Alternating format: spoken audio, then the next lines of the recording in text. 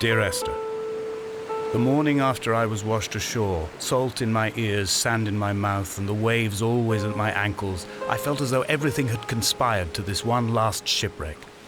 I remembered nothing but water, stones in my belly and my shoes, threatening to drag me under to where only the most listless of creatures swim.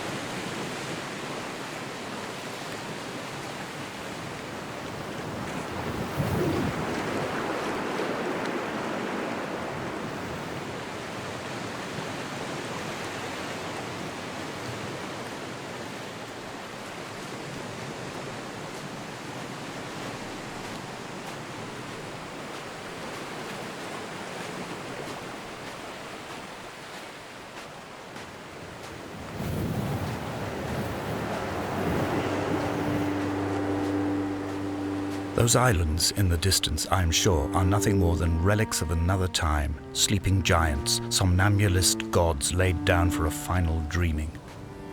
I wash the sand from my lips and grip my wrist ever more tightly. My shaking arms will not support my fading diaries.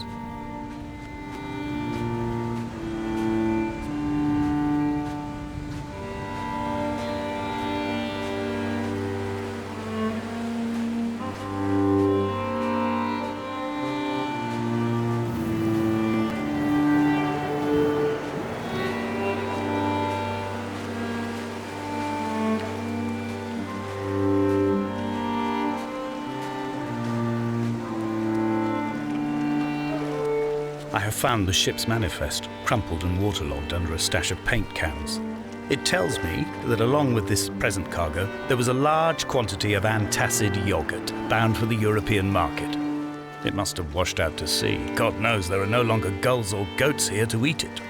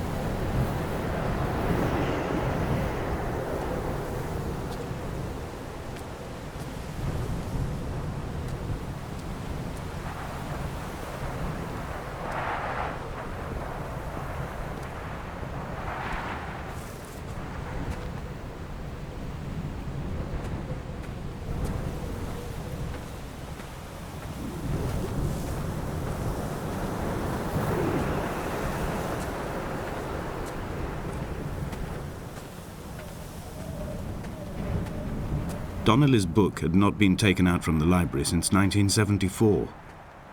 I decided it would never be missed as I slipped it under my coat and avoided the librarian's gaze on the way out.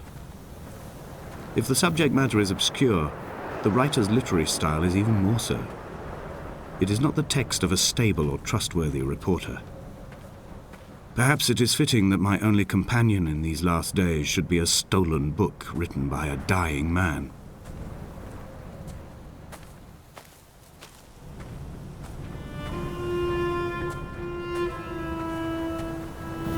When someone had died or was dying, or was so ill they gave up what little hope they could sacrifice, they cut parallel lines into the cliff, exposing the white chalk beneath. You could see them from the mainland or the fishing boats, and know to send aid or impose a cordon of protection, and wait a generation until whatever pestilence stalked the cliff paths died along with its hosts. My lines are just for this: to keep any would-be rescuers at bay. The infection is not simply of the flesh.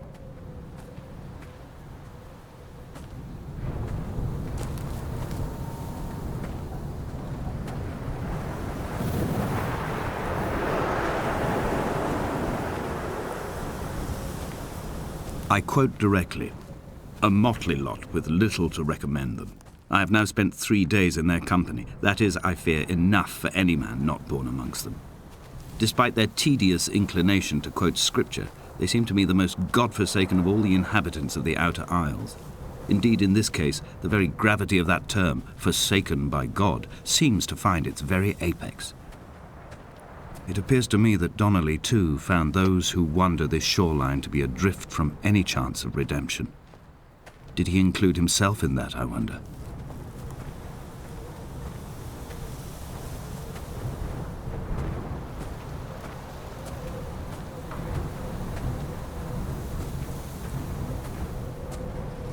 Dear Esther, I met Paul. I made my own little pilgrimage. My Damascus, a small semi-detached on the outskirts of Wolverhampton. We drank coffee in his kitchen and tried to connect to one another. Although he knew I hadn't come in search of an apology, reason or retribution, he still spiraled in panic, thrown high and lucid by his own dented bonnet. Responsibility had made him old. Like us, he'd already passed beyond any conceivable boundary of life.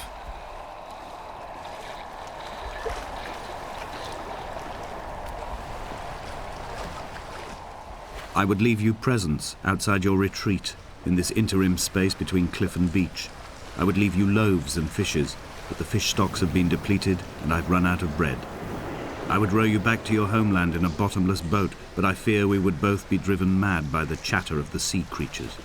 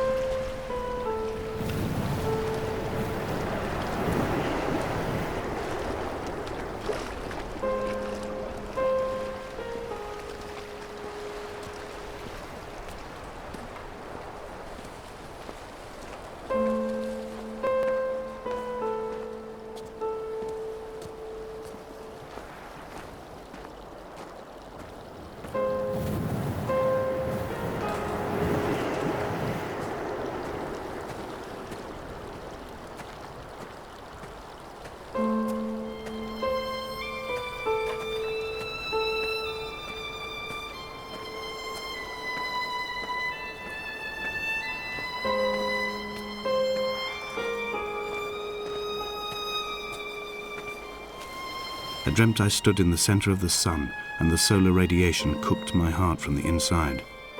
My teeth will curl and my fingernails fall off into my pockets like loose change. If I could stomach, I'd eat, but all I seem capable of is salt water. Were the livestock still here, I could turn feral and gorge. I'm as emaciated as a body on a slab, opened up for a premature source of death. I've rowed to this island in a heart without a bottom, all the bacteria of my gut rising up to sing to me.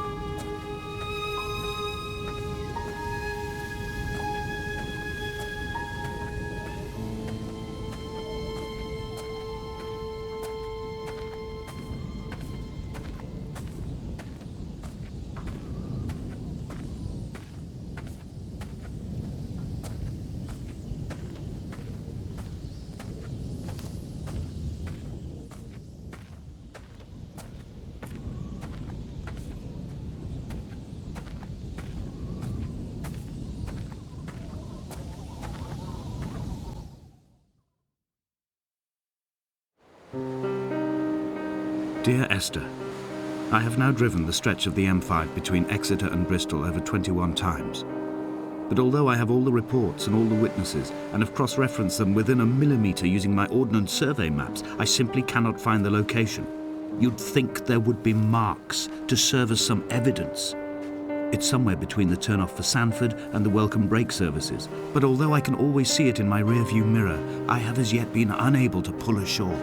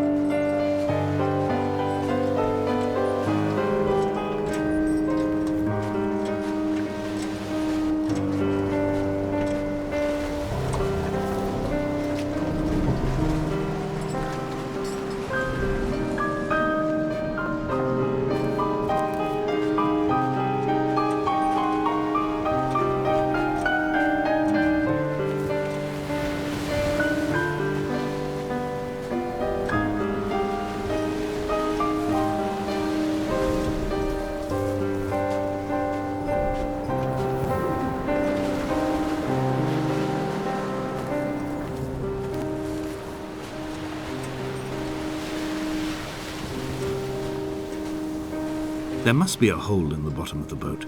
How else could new hermits have arrived?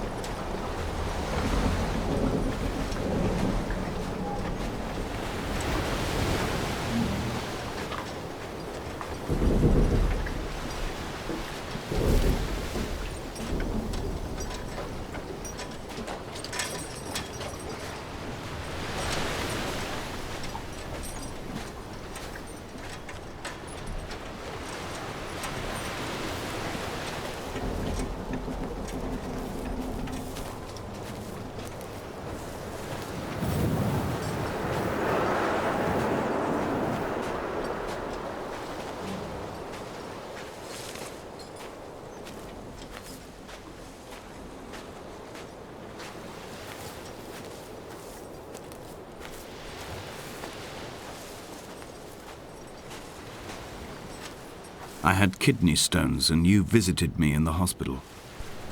After the operation, when I was still half submerged in anesthetic, your outline and your speech both blurred.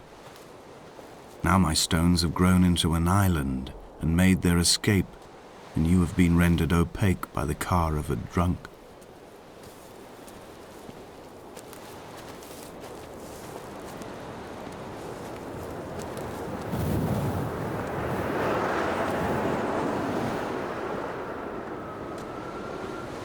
Is this what Paul saw through his windscreen? Not Lot's wife looking over her shoulder, but a scar in the hillside, falling away to black forever.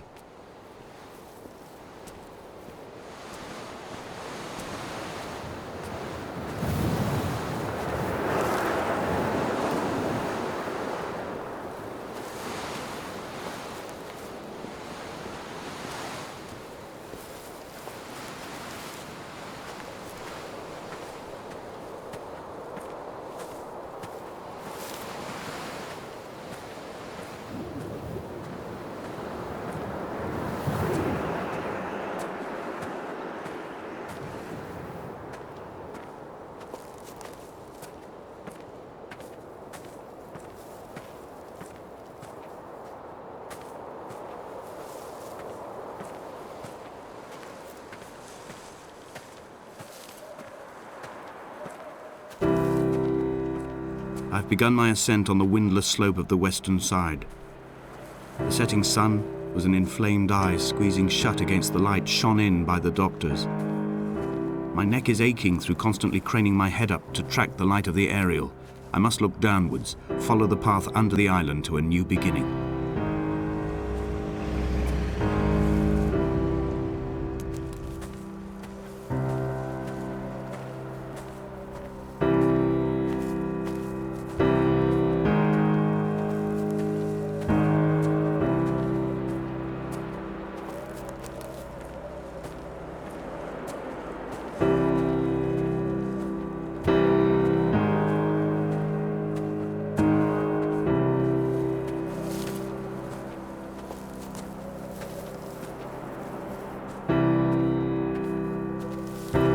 The bothy was constructed originally in the early 1700s. By then, shepherding had formalized into a career.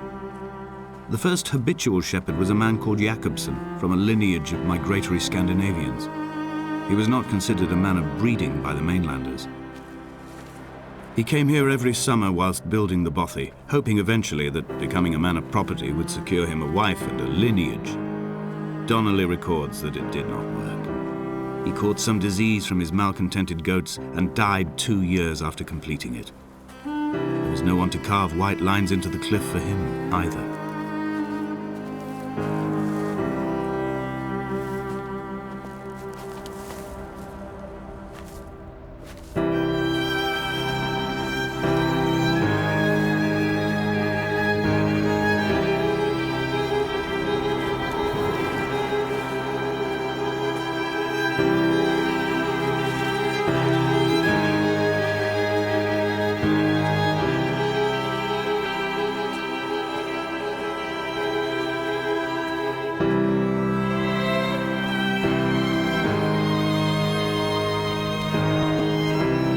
Inventory.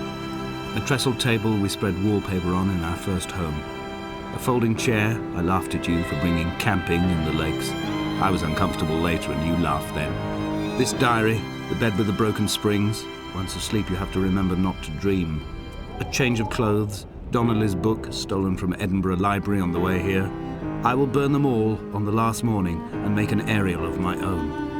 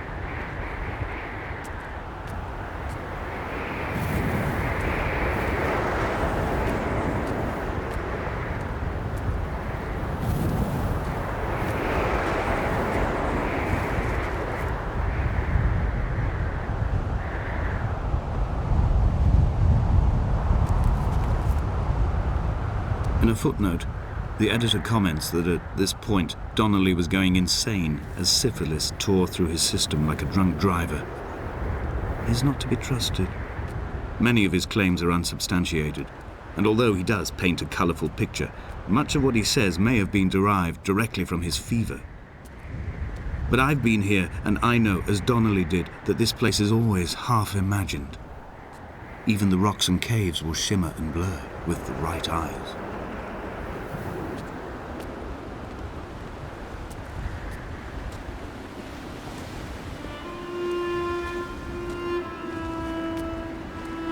They found Jakobsen in early spring. The thaw had only just come.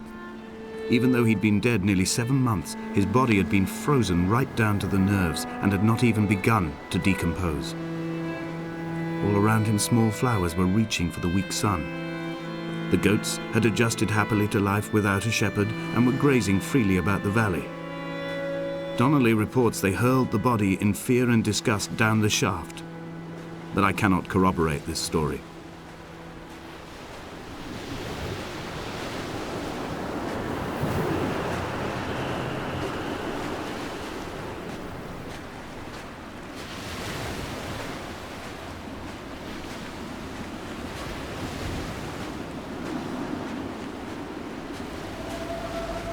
Climbing down to the caves, I slipped and fell and have injured my leg. I think the femur is broken. It is clearly infected. The skin has turned a bright, tight pink, and the pain is crashing in on waves, winter tides against my shoreline, drowning out the ache of my stones.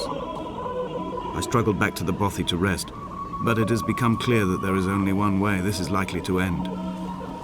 The medical supplies I looted from the trawler have suddenly found their purpose. They will keep me lucid for my final ascent.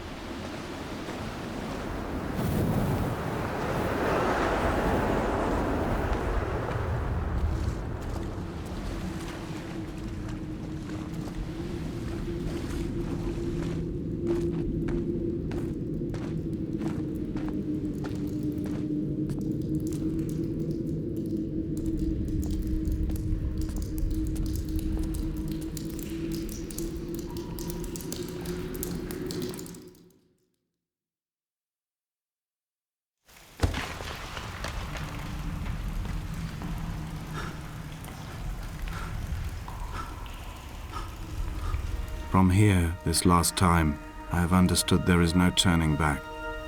The torch is failing along with my resolve. And hear the singing of the sea creatures from the passages above me, and they are promising the return of the gulls.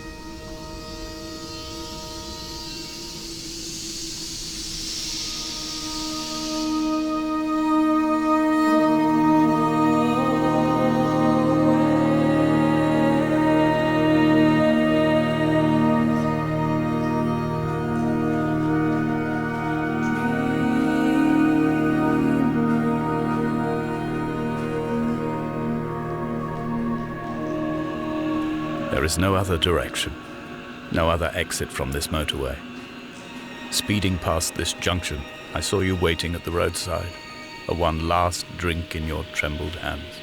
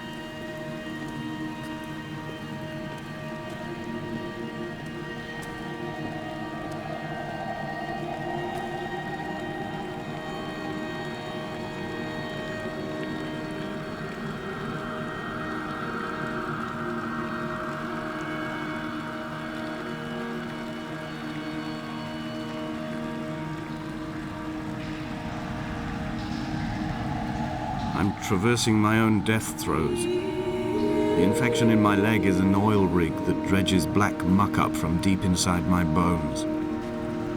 I swallow fistfuls of diazepam and paracetamol to stay conscious. The pain flows through me like an underground sea.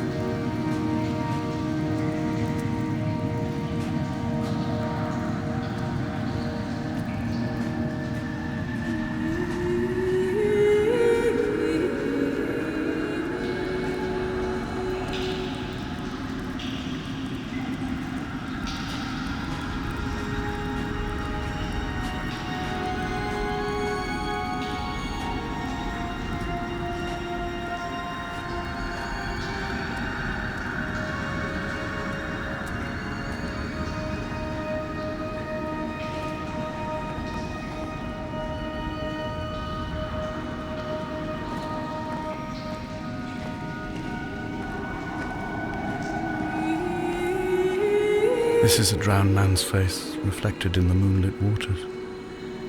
It can only be a dead shepherd who has come to drunk drive you home.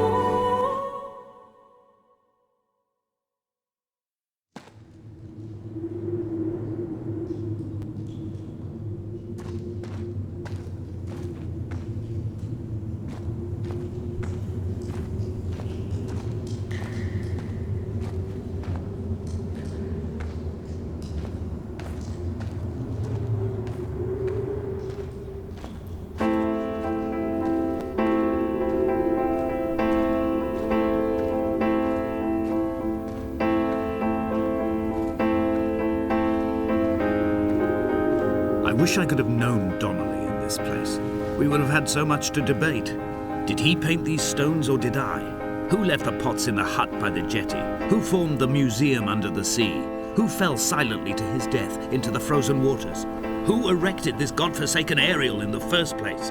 Did this whole island rise to the surface of my stomach, forcing the gulls to take flight?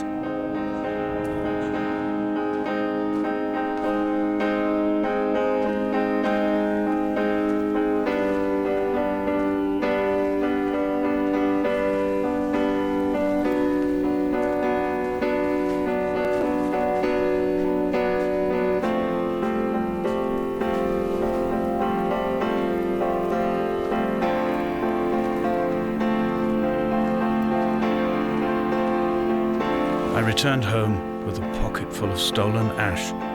Half of it fell out of my coat and vanished into the car's upholstery, but the rest I carefully stowed away in a box I kept in a drawer by the side of my bed. It was never intended as a meaningful act, but over the years it became a kind of talisman. I'd sit still, quite still for hours, just holding the diminishing powder in my palm and noting its smoothness. In time, we will all be worn down into granules, washed into the sea and dispersed.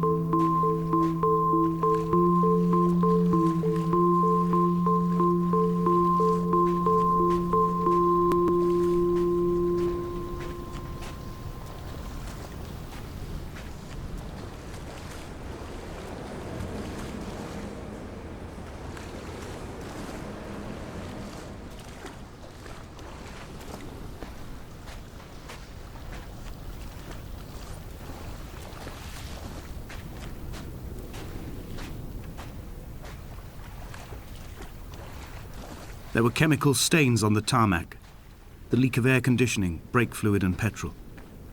He kept sniffing at his fingers as he sat by the roadside, waiting as if he couldn't quite understand or recognize their smell. He said he'd been travelling back from a sales conference in Exeter. He'd stopped for farewell drinks earlier, but had kept a careful eye on his intake. You could hear the sirens above the idling traffic.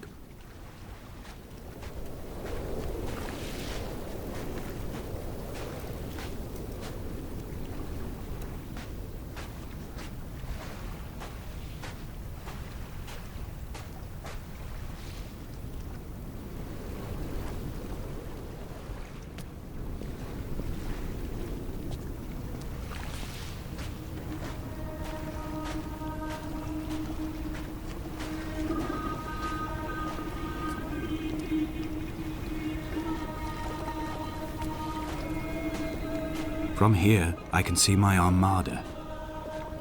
I collected all the letters I'd ever meant to send to you, if I'd have ever made it to the mainland, but had instead collected at the bottom of my rucksack, and I spread them out along the lost beach. Then I took each and every one, and I folded them into boats. I folded you into the creases, and then, as the sun was setting, I set the fleet to sail. Shattered into 21 pieces, I consigned you to the Atlantic, and I sat here until I'd watched all of you sink.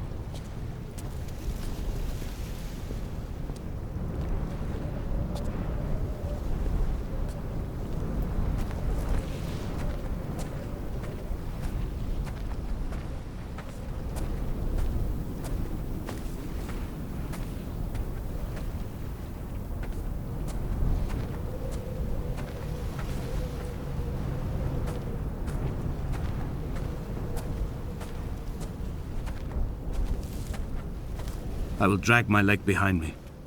I will drag it like a crumpled hatchback, tires blown and sparking across the dimming lights of my vision.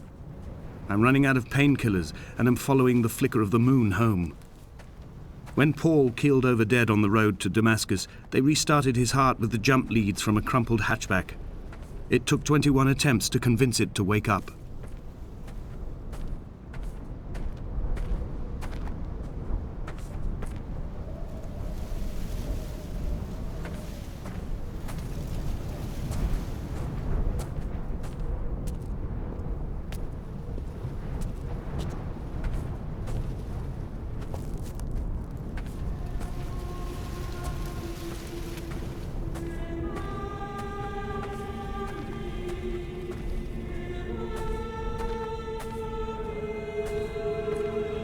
I've begun my voyage in a paper boat without a bottom. I will fly to the moon in it. I've been folded along a crease in time, a weakness in the sheet of life.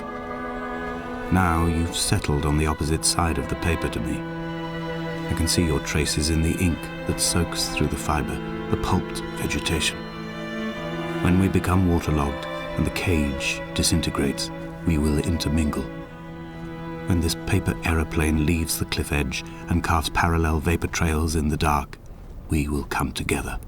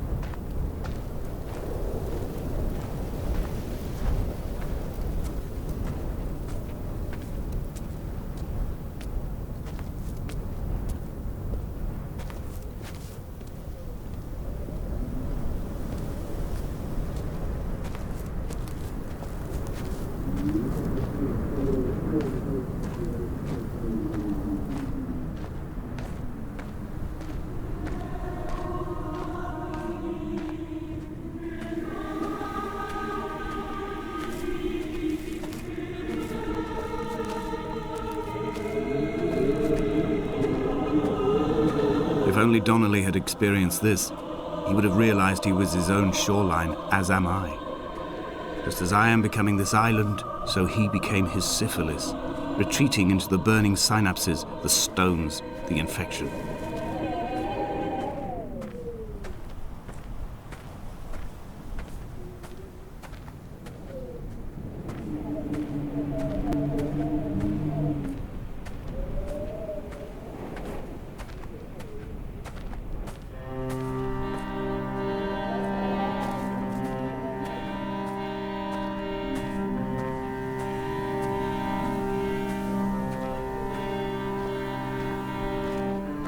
There are headlights reflected in these retinas.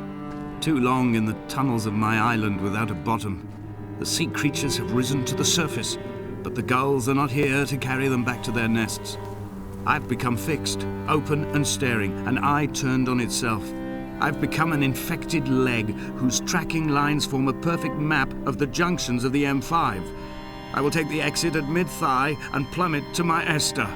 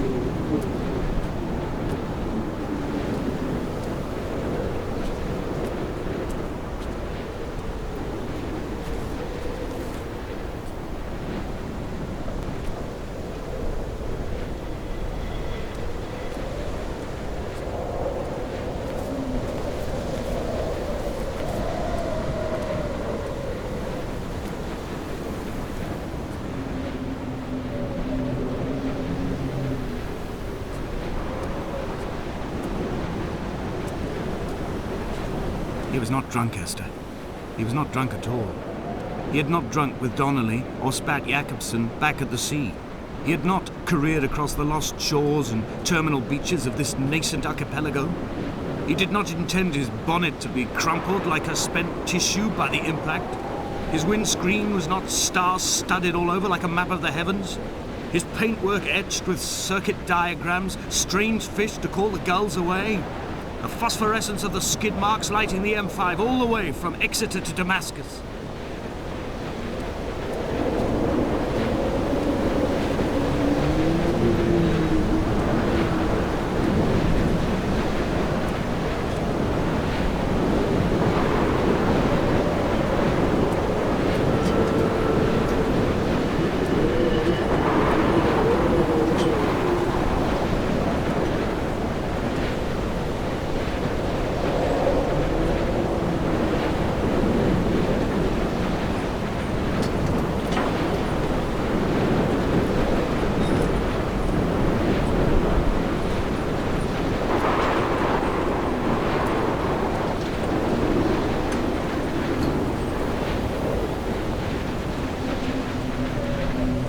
We will leave twin vapor trails in the air, white lines etched into these rocks.